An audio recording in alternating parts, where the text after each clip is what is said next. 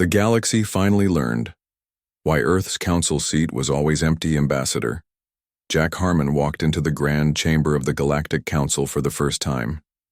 His eyes widened as he took in the massive circular room. Thousands of representatives from across the Milky Way sat in tiered sections that stretched upward for what seemed like miles. The chamber buzzed with the low hum of translator devices as hundreds of different species communicated in their native languages. Jack straightened his blue diplomat uniform and touched the silver pin that marked him as the new representative from the Centauri Federation. He had worked his entire life for this moment. Being chosen to represent the 3 billion citizens of humanity's first major colony was the highest honor a diplomat could achieve. An usher with 6 thin arms guided Jack to his assigned seat in the middle tier.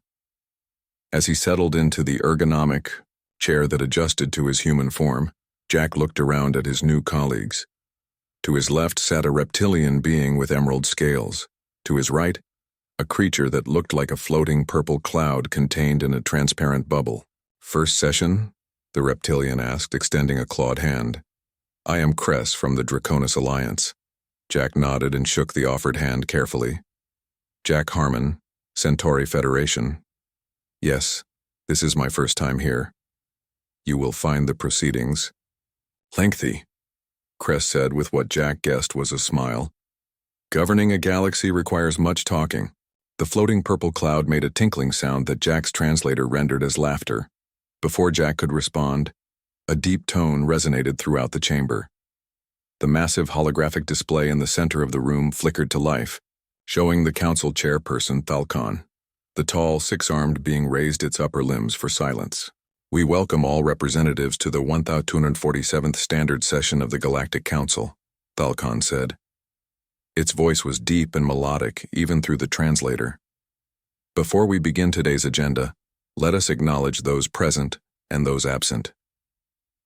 Jackie watched as the holographic display began showing the names and affiliations of all present representatives. The list scrolled quickly, given the hundreds of civilizations represented. But then the display paused on a single entry that glowed red. "Earth, seat vacant." Jack frowned. He leaned toward Cress and whispered, "Earth has a seat? But they've never joined the council."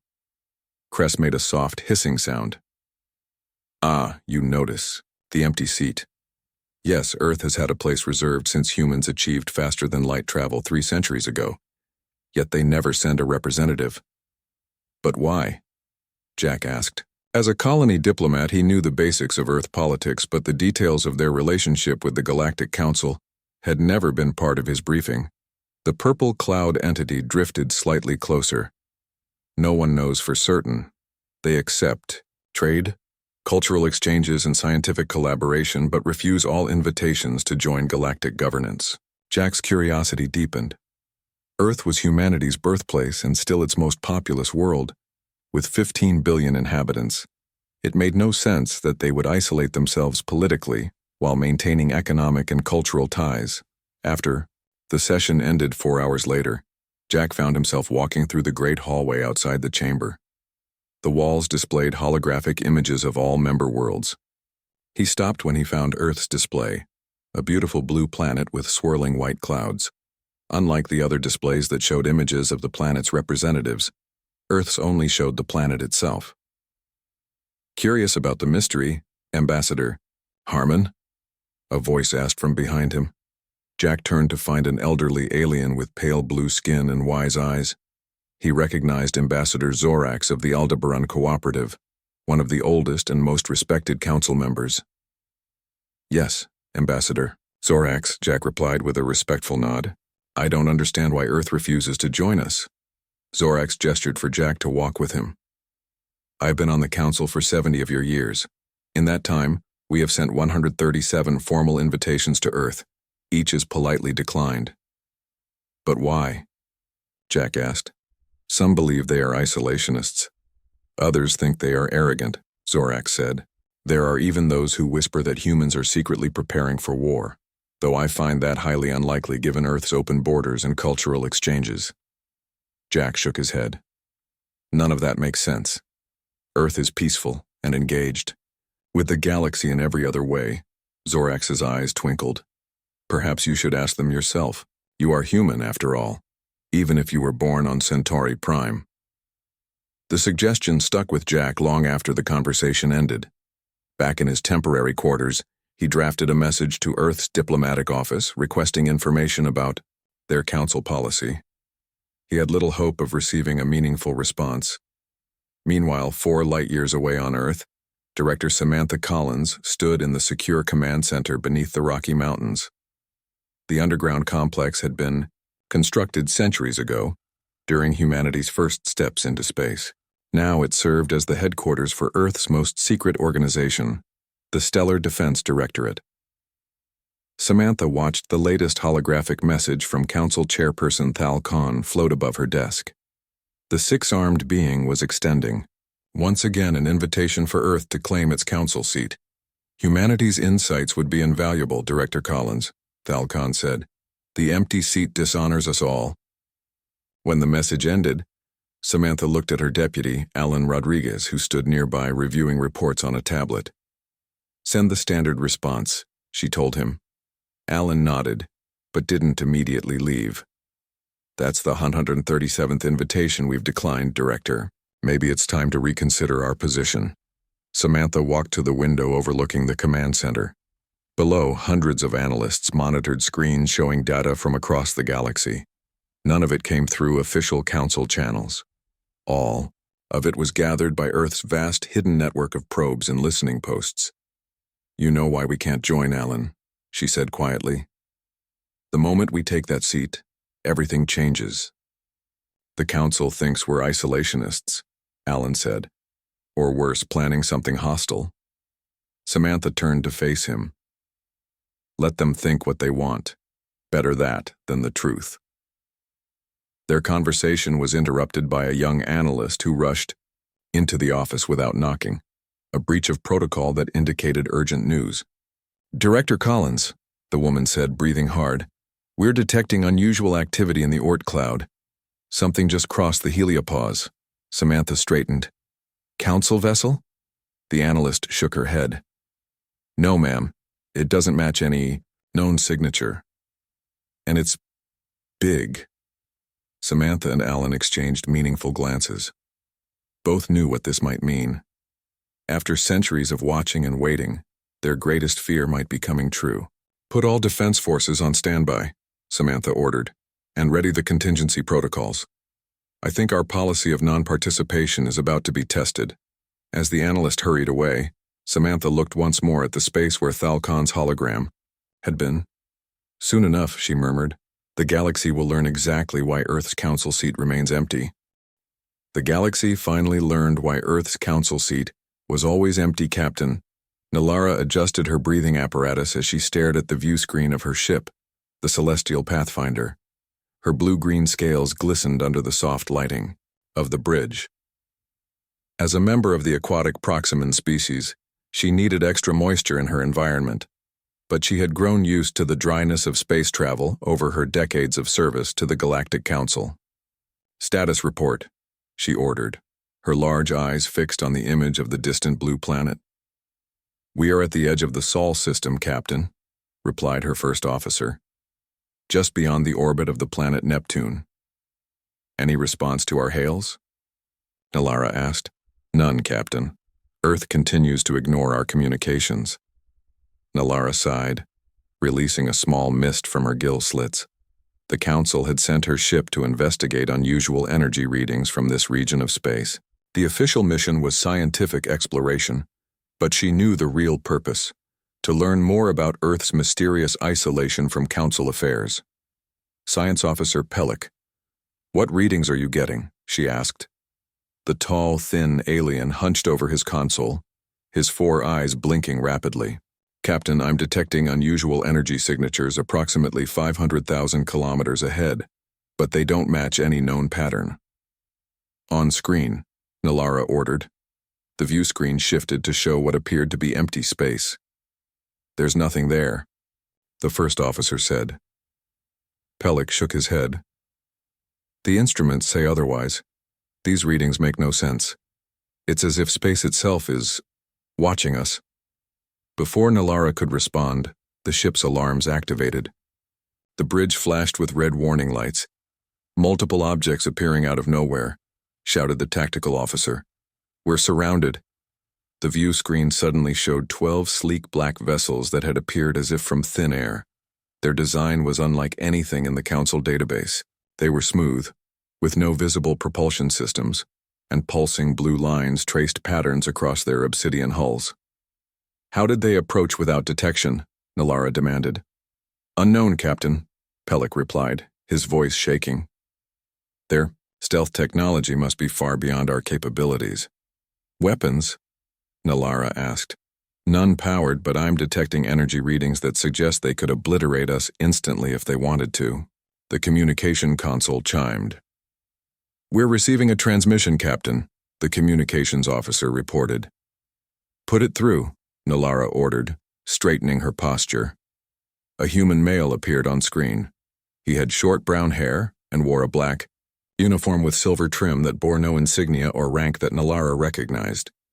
"This is Commander Eric Winters of Earth Defense Force Epsilon," he said. His expression was firm but not hostile. "You have entered restricted space. State your intentions." Nalara took a breath to calm herself. "I am Captain Nalara of the Galactic Council vessel Celestial Pathfinder. We are on a scientific mission authorized by the Council. We were not informed that this was restricted space." Commander Winters nodded slightly. "This entire system is under Earth protection protocols. Your presence here has triggered automatic defense responses." Nalara noticed that despite the commander's calm demeanor, he had not ordered his ships to stand down. "We come in peace, Commander. The Council sent us to investigate unusual energy readings." There was a pause as Winters seemed to listen to someone off-screen. Finally, he turned back to the camera. "Captain Nalara, Earth Command has authorized me to escort a single shuttle from your vessel to Earth. You may bring 2 crew members with you.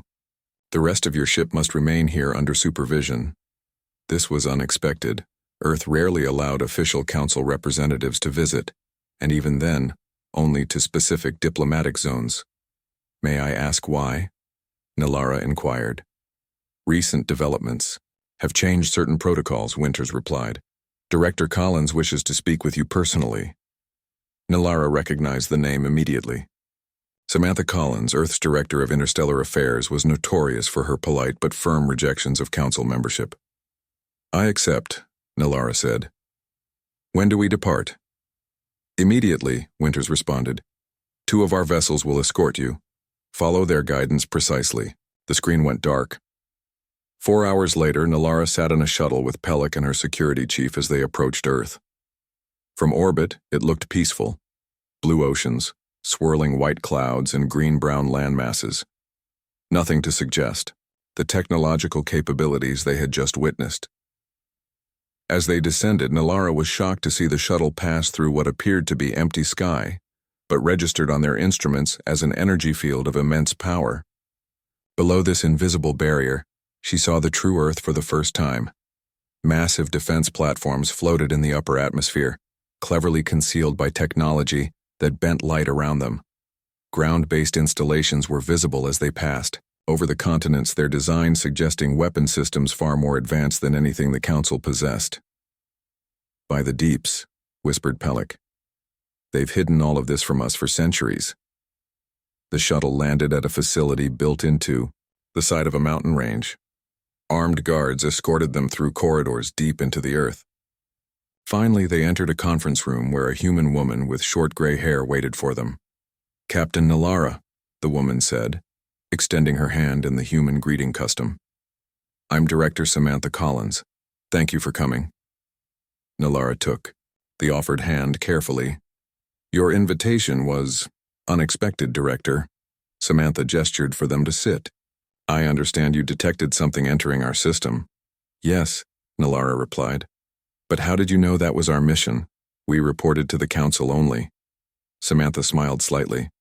"We have our ways of staying informed, Captain. Now, about what you detected, it wasn't just an anomalous reading, it was a Vanguard scout." "A scout? For what?" Nalara asked. Alan Rodriguez entered the room carrying data tablets. He distributed them to the visitors. For them, he said, activating the tablets.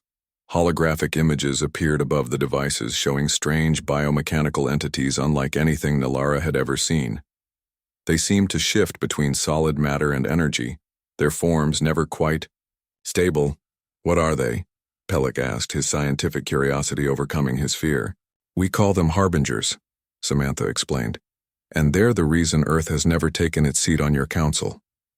Nalara looked up from the disturbing images. I don't understand. You will, Samantha said grimly. We've detected a full incursion force approaching the galactic rim. After centuries of preparation, we're about to face them directly. And now, Captain, the galaxy needs to know why Earth's council seat has always been empty.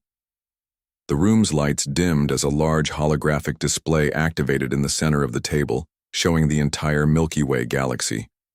Hundreds of red dots began appearing along its outer edge.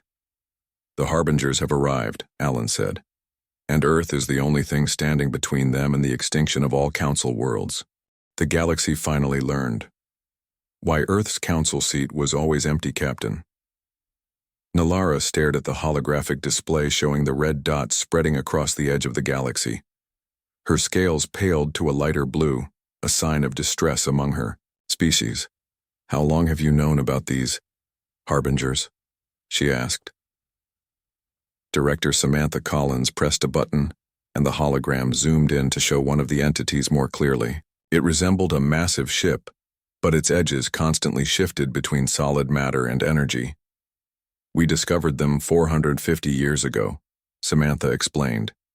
Our first deep space probes found the ruins of an ancient civilization near what you call the Cygnus Arm. The ruins contained warnings about the Harbingers. Alan Rodriguez stepped forward. At first we thought it was just the fears of a dying race, but then we found more ruins, from different species, all with the same warning. Nalara's science officer, Pellick, studied the images with all four of, his eyes wide open. I've never seen technology like this in all my years with the Council. How could we not know about them? Because they don't want you to know, Alan said. The Harbingers exist partly outside normal space-time. They can observe our universe while remaining hidden from conventional detection methods. Samantha walked to a wall that slid open to reveal a room filled with strange artifacts. She picked up a small crystal cube that glowed with an inner blue light. This is from the oldest ruins we found, she said. It contains a record of previous Harbinger attacks spanning millions of years. We've spent centuries decoding it. And what did you learn? Nalara asked. The Harbingers are drawn to patterns, Samantha said. Specifically, the patterns created by unified governmental bodies spanning multiple star systems. Alan nodded. Your Galactic Council represents exactly the kind of pattern that attracts them. We believe they perceive such unified governance networks as threats to their dominion over dimensional boundaries. Pellick leaned forward, his thin fingers tapping nervously on the table. Are you saying that the Council itself is what draws these creatures to our galaxy? Yes, Samantha said simply. Throughout galactic history, whenever a civilization creates a unified governmental body spanning multiple star systems, the Harbingers emerge and systematically eradicate them. But the Council has existed for thousands of years, Nalara protested. Why haven't these Harbingers attacked before now? Alan brought up another hologram showing the Council chamber. Because the Council, despite appearances, isn't truly unified. It's a loose confederation with limited central authority. Each member world retains significant autonomy. This decentralized structure has kept you below the Harbinger's threshold for intervention. Until recently, Samantha added, the Council's new Universal Defense Initiative creates a more integrated command structure. It's crossing the threshold that triggers Harbinger attention. Nalara remembered the initiative well. After years of debate, the Council had finally agreed to coordinate their defense forces under a single command. The vote had passed just 3 months ago. And this is why Earth never joined the Council, she said, understanding dawning on her. You knew that adding Earth to the Council would strengthen it enough to attract these creatures. Exactly, Samantha confirmed. Our absence isn't arrogance or isolation, it's strategy. But what have you been doing all this time? Nalara asked. Why hide your true capabilities from the galaxy? Preparing, Alan said. While appearing primitive enough to avoid Harbinger attention, we've been developing technology specifically designed to combat them. Samantha activated a different display showing a network of bases throughout Earth's solar system. We've built early warning systems, weapons platforms, and ships with technology designed to exist in the same partial state as the Harbingers, all while maintaining the appearance of a moderately advanced, disunified civilization, Alan added. Before Nalara could respond, a young human rushed into the room. Director Collins, the Harbinger Vanguard has entered the Oort cloud. They'll reach Earth orbital space in approximately 3 hours. Samantha turned to Nalara. Captain, we need to contact the Council immediately. They must be warned. I thought you said warning them would create exactly the pattern that attracts the Harbingers, Nalara said, confused. It's too late for subtlety now, Samantha replied. They're already here. Now we need to coordinate our defense. The scene shifted to the Galactic Council chamber. The emergency session had been called without warning, and representatives from across the galaxy had gathered, confusion and fear evident on their diverse faces. Council Chairperson Thal Khan stood at the center podium. Representatives, I have called this emergency session to address a grave threat to our entire galaxy. The chamber erupted in murmurs and questions. Thal Khan raised all 6 of his arms for silence. For the first time in our history, we welcome a direct transmission from Earth. The massive holographic display changed to show Samantha Collins. The chamber went completely silent at this unprecedented event. Members of the Galactic Council, Samantha began. I am Director Collins of Earth's Stellar Defense Directorate. For centuries you have wondered why Earth declined to join your council. Today, you will learn the truth. Over the next 20 minutes, Samantha explained about the Harbingers, showing evidence from ancient ruins and current sensor readings of the approaching force. The council representatives listened in growing horror. Earth has prepared for this moment for generations, Samantha continued. We have developed weapons and defenses specifically designed to combat the Harbingers. But we cannot succeed alone. She outlined a plan for coordinated defense, surprising the Council with Earth's deep knowledge of each civilization's military capabilities. How do you know so much about our defenses? One representative asked suspiciously. We've been watching, Samantha admitted. Earth has maintained a network of stealth observation posts throughout Council space for centuries, not to spy for advantage, but to assess how we could best work together when this day came. In the Council chamber, Ambassador Jack Harmon sat stunned by these revelations. Earth, his species' homeworld, had been secretly protecting the galaxy for centuries. The empty Council seat, he whispered to himself. It wasn't empty because Earth abandoned the galaxy. It was empty because Earth was guarding it. As if in answer to his thought, Samantha Collins' next words echoed through the chamber. Today, Earth formally requests to take its seat on the Galactic Council, not because the danger has passed, but because it has arrived. The time for hiding is over. The time for standing together has come. The chamber erupted in voices, but they fell silent when the main doors opened.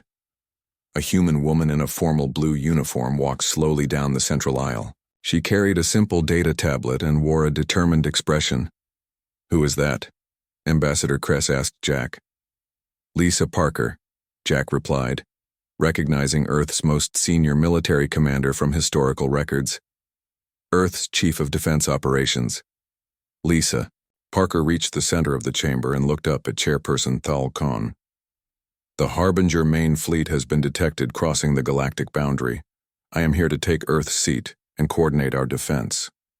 She turned to face the assembled representatives, her voice steady but urgent. For generations, we've appeared primitive and uninterested in galactic affairs. In reality, we've been your silent guardians. Now we need to work together, or everything ends. The galaxy finally learned why Earth's council seat was always empty. The Galactic Council chamber had never been so tense. Lisa Parker stood next to Earth's seat, which had remained empty for centuries. Now, as the Harbinger threat approached, She prepared to occupy it for the first time. "Before I take this seat," Lisa said, her voice carrying through the massive chamber, "you must understand what we face and how we must fight." She activated a holographic display that expanded to fill the center of the room. It showed thousands of Harbinger vessels approaching from the galactic rim. Their strange, shifting forms made many representatives gasp or mutter in their native languages. "For generations, we've appeared primitive, isolationist, and uninterested in galactic affairs," Lisa continued. "In reality, we've been your silent guardians, developing countermeasures against the Harbingers while maintaining the appearance of a disunified, technologically moderate civilization to avoid triggering them prematurely." A representative from the Draconis Alliance stood up. "Why should we believe you? How do we know these Harbingers even exist? This could be an Earth ploy to seize control of the Council." Lisa remained calm. "The Harbinger Vanguard will reach Earth in less than 2 hours. After that, their main fleet will spread throughout Council space. You can wait and see for yourselves, but by then, it may be too late." Ambassador Jack Harmon rose from his seat. "I believe Earth," he declared. "As a human from the Centauri colonies, I've always wondered why our homeworld refused Council membership. This explanation makes sense of a centuries-old mystery." Chairperson Thalcon raised his upper arms. "What would you have us do, Commander Parker?" Lisa touched her tablet, and the holographic display changed to show a complex battle plan. "This is Operation Sentinel Shield. We've been developing it for over 200 years. The plan outlined how various Council species would contribute based on their specific technologies and abilities. Some would provide evacuation support, others would defend key systems, and some would join Earth's forces in direct combat against the Harbingers. We need specific resources from certain Council races," Lisa explained. "But most importantly, we need to fragment our response pattern while maintaining coordination." "What does that mean?" asked a representative from the Procyon Collective, Kevin. Daniels, Earth's leading xenopsychologist, stepped forward to stand beside Lisa. He was a tall man with dark skin and a serious expression. "The Harbingers perceive unified governance as an existential threat," he explained. "They don't see individual species, they see patterns of order. We've developed ways to fragment those patterns while still functioning as a unified force." Lisa nodded. "Some Council races will maintain normal activities to create background noise. Others will execute specific tasks using quantum-entangled communication channels that the Harbingers cannot detect." "And Earth?" asked Thalcon. "What will be your role?" "We will lead the main defense," Lisa said. "Earth has built a fleet specifically designed to engage the Harbingers. Our vessels can partially exist in the same dimensional state as the enemy, allowing us to damage them when conventional weapons would pass right through." As if to punctuate her words, alarms began blaring throughout the Council chamber. The main display shifted to show real-time footage from Earth's solar system. The first wave of Harbinger scouts had arrived, and Earth's hidden defenses were now visible, engaging the enemy. From concealed bases throughout the solar system, Earth deployed its secret fleet, thousands of vessels with sleek black hulls traced with pulsing blue energy lines. Earth's orbital platforms reconfigured into massive defensive arrays while subspace communication relays activated across Council space. "It has begun," Lisa said quietly. She finally took her seat, Earth's seat, after centuries of it standing empty.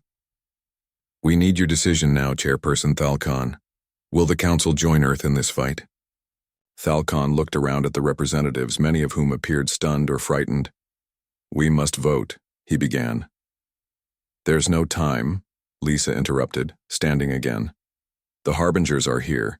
Each hour we delay costs millions of lives." "Ambassador." Jack Harmon stood up again. "The Centauri Federation stands with Earth," he announced. One by one, other representatives rose to declare their support. Within minutes, the entire Council had agreed to follow Earth's plan. "Then it's decided," Thalcon said. "The Galactic Council formally allies with Earth against the Harbinger threat." The scene shifted to the massive Earth flagship Defiance as it moved into position near Jupiter. Commander Eric Winters sat in the captain's chair, watching as his crew prepared for battle.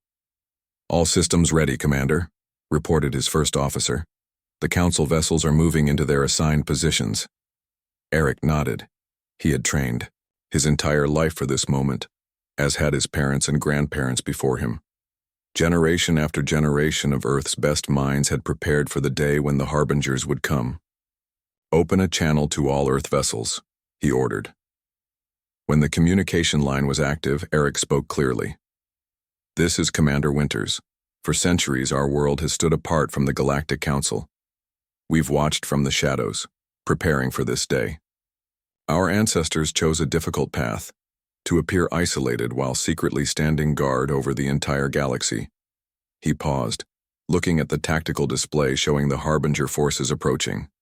"Today, we reveal ourselves fully. Today, we show the galaxy why Earth's council seat remained empty for so long. It wasn't because we abandoned our duty to the stars. It was because we embraced a greater duty, to be the shield that protects all life in this galaxy." The main Harbinger fleet entered the solar system, their massive forms distorting space around them. They moved with purpose toward Earth, apparently recognizing it as the primary threat.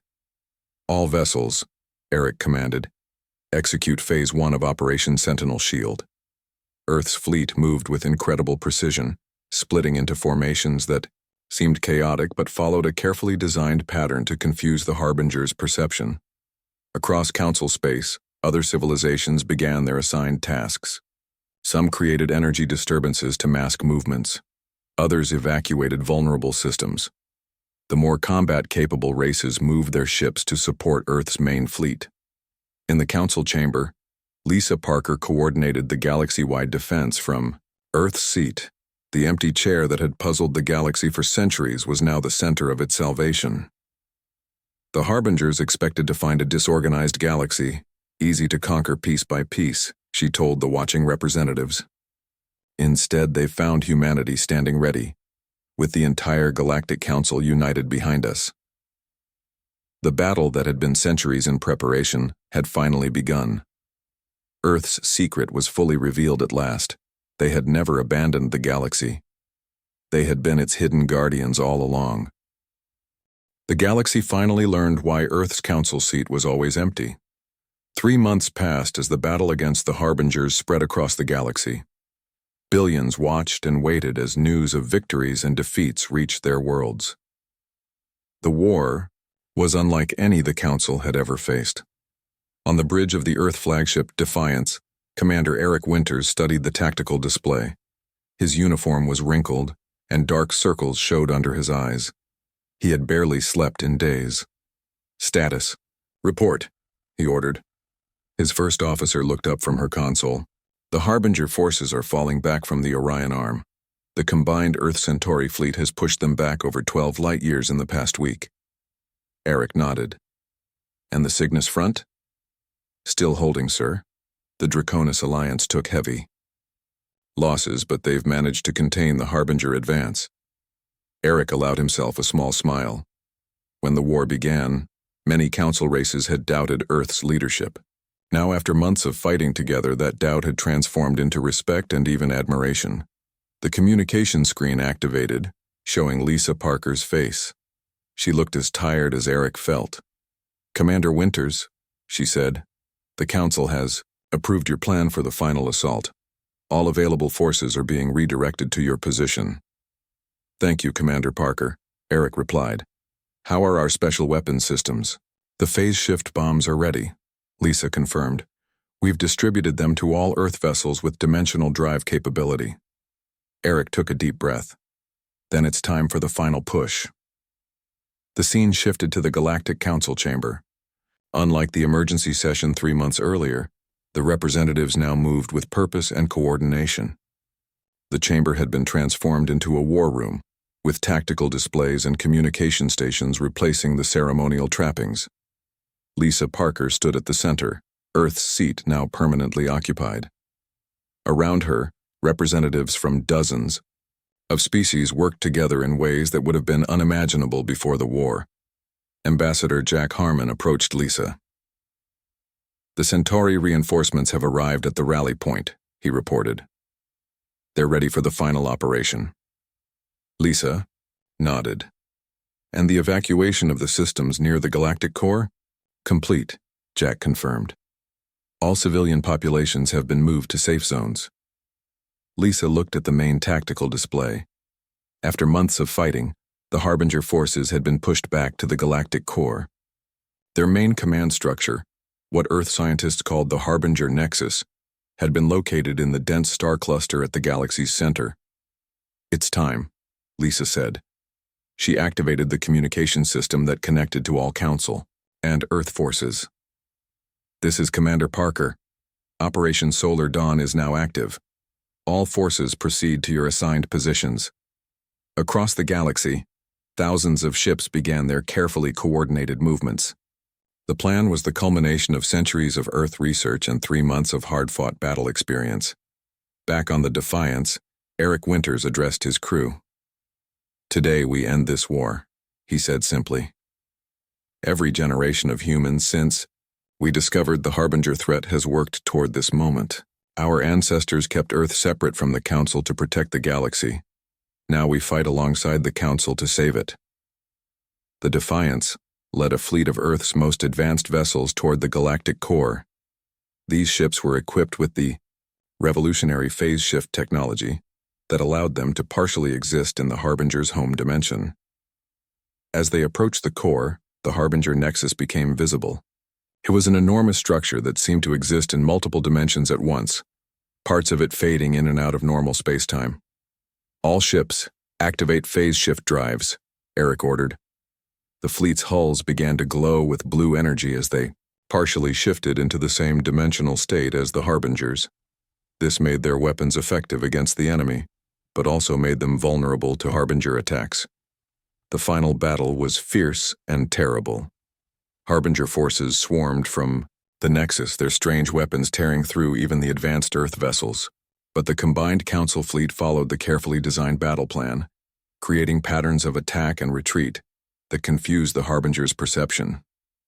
Inside the Defiance, alarms blared as systems failed under enemy fire. "Hull breach.